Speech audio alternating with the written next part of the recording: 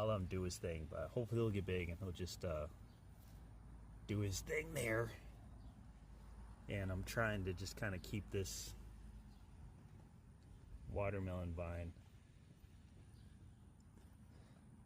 doing what it wants to. Because, you know, again, if they get disturbed too much, they won't like, they'll kind of just die off. But it is easy pulling out some of these weeds.